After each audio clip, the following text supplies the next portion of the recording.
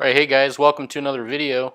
Today I'd like to discuss the properties or properties of money, properties of currency. They're a little different. People argue back and forth about them, but there's a lot of similarities between a currency and what people would call money.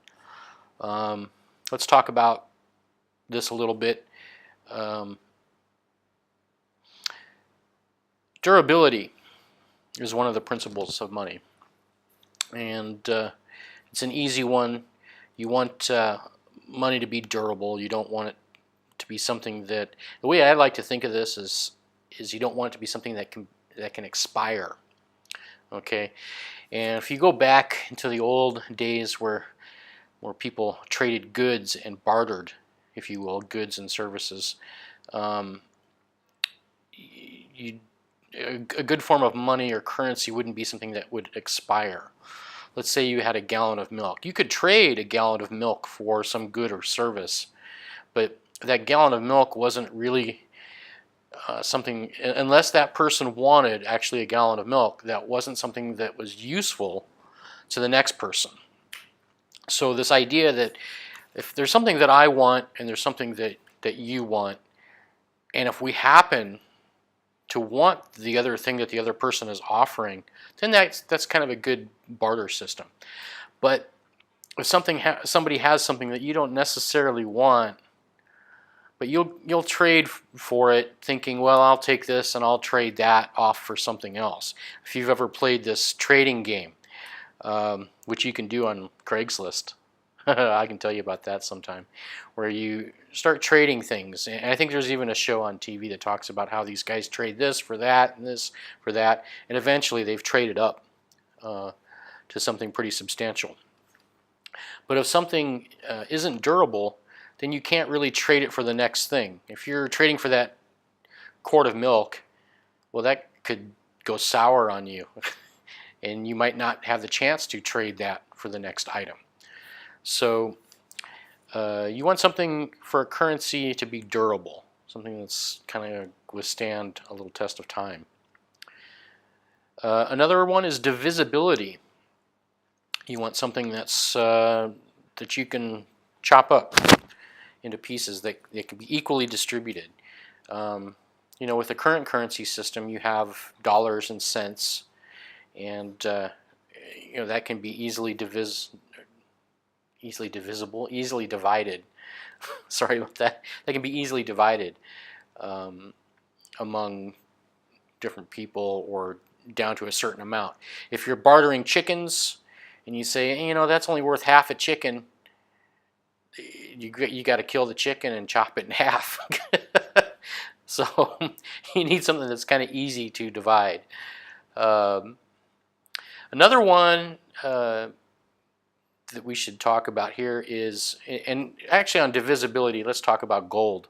You hear people talk about gold a lot of times. It's a similar thing. You can melt gold down and divide it into small quarter ounce, half ounce, you know, bars or nuggets, which is kind of how currency actually started. They started making coins with gold. So that's something that's easily divisible. But if you're carrying around a big bar of gold and you need to pay for an item, how do you lop off a chunk of that? They do make them where you can break off small pieces. You can get it that way now. But gold's not necessarily the best of it. Nobody really has a smelting pot at home where you can, you know, weigh out a small amount, appropriate amount of gold to trade. So on to the next one, fungibility. This is one that a lot of people I don't think quite understand the seriousness of fungibility. You have to have something so that one item is just like the next item, which is just like the next item, okay? So that this chicken is just as good as that chicken, which is just as good as that chicken, you know? They all lay the same quality of eggs. Well, we know that's probably not true. And some chickens are bigger and some are smaller, and some have more meat and some maybe not so much. So fungibility, you want something that is equal, so that the dollar I give you is as good as the dollar that you give to somebody else. Sort of like those little Canadian 1-cent pieces, or 10-cent pieces, or I forget what they are, that you might see every once in a while. These people still pass those on, and you're like, okay, yeah, I pass that on to the next person. So it's fungible. Okay. Now, in the crypto space, a Bitcoin is a Bitcoin is a Bitcoin. But imagine this for a second. Let's say you've got some Bitcoin, all right? And this Bitcoin has been around the block a few times. It's been through a few hands. And somebody did something nefarious on the dark web back in 2012, let's say. They say, you know what? Somebody bought, some pot or something with these Bitcoins, and it went to this Bitcoin address. And so now we're tracing this Bitcoin through its life all the way around, and it ends with you. We're going to confiscate that Bitcoin because it was used in some transaction, 4 or 5 years ago. You would say, oh, no, you're not. You can't do that. Well, that's kind of the same thing with money. That doesn't usually happen. With money, they treat it as, your dollar bills. Unless you're caught in the act of doing something illegal and those funds are confiscated, that dollar that 20 bucks that you got that went through some maybe illegal deal several years ago, that doesn't matter. That money is fungible. It has no direct impact as far as it's just like any other one. Now, there is some differences here, and I don't know the exact date that this happened, but they started putting serial numbers on cash. And I believe, you can tell me if I'm wrong on this, but I believe, I didn't look this up, but I believe it had to do with people counterfeiting, the dollar bills. So they started putting serial numbers on them, and which mint or which reserve bank was printing, this set of bills, so where it came from and a serial number, and so the way they could trace it back to, where it was made and when. But that goes to tracking of funds. And so there's a question about privacy with Bitcoin. Your transactions are on the blockchain, so you may not be as anonymous as you think you are, but your name isn't associated with it, and what you purchased isn't associated with it. It's just a transaction.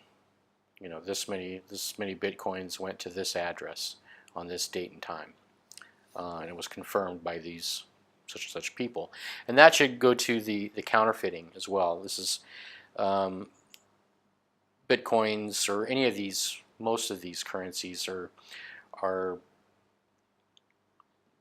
there's built-in, with the miners, there's built-in checking of proof of work or proof of stake or some combination of the two, where they're testing these transactions to say this is real, this is a real Bitcoin, we all agree that this is a real transaction, and so that's kind of the equivalent in the dollar world, where you have those little stripes that go across the bills. Those, if you hold it a certain way, it turns this color. Write on it with a marker, and it should show this color, and all those anti-counterfeiting things. So that's kind of a similarity there. Another one is scarcity. I don't want to get on a too big of a rant here, but the central bank, the United States, well, it's not the central bank, it's the federal. Federal Reserve prints money basically for the United States. So there is not a scarce supply. It is printed, so it's inflated. I know they say they target a 2 to 3%, but I believe it's inflated much worse than that. So for a stable currency, you want something that is what they call scarce. There's a scarcity to it. There's a finite amount. This is something gold was pretty good at. If you want to go get more gold, there might be some more. There's probably some more out there, but the cost to mine it and pull that gold out of the ground. For all intents and purposes, gold is a fixed type of deal. And if you want to go get some more, it costs some money to go do that. And do you actually make anything? Okay. So for Bitcoin, that's pretty good because I believe, what is it, 21 million it's limited at? Now someone could say, all you need to do is a hard fork and you get to double your Bitcoin. Well, there's a little bit of truth to that. That was a little trick with Bitcoin Cash, where they essentially doubled the currency in a way. So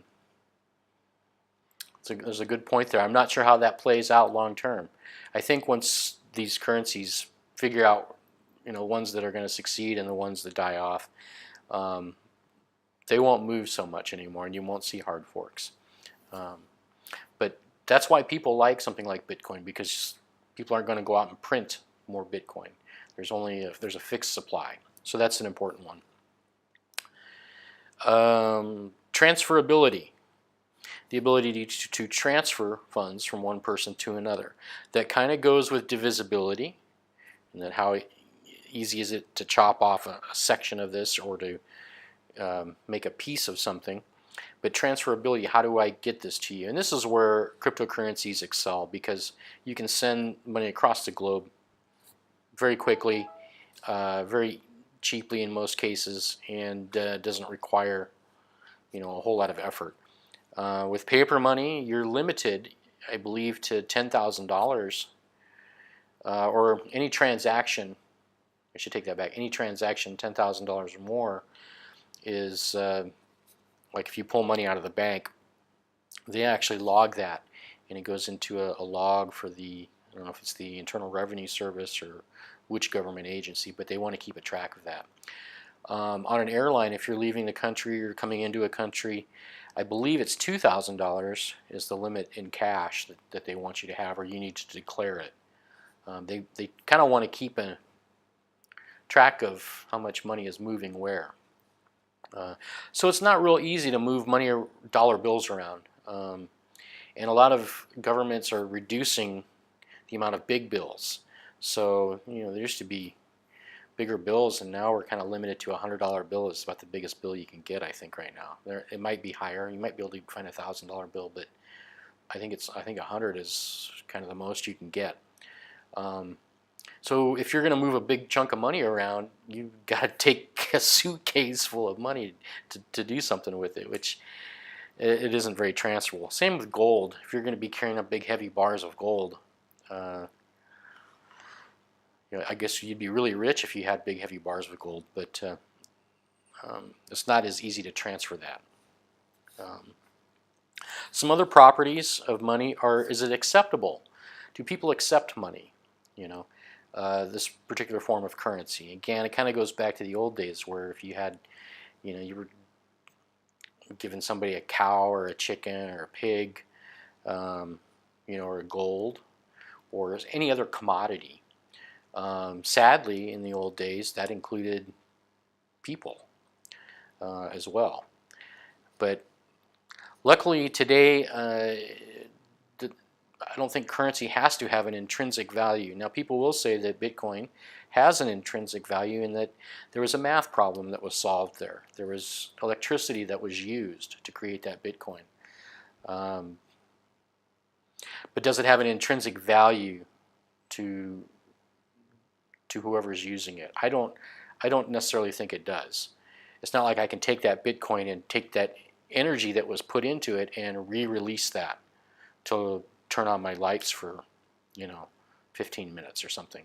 Whereas gold, you can actually turn that into jewelry. You could actually use that for something. A cow, you can actually, if you don't want to trade it off, you could slaughter it and eat it. Use the hide. Chickens, you could have eggs for breakfast, for the next year or two, or however long chickens live.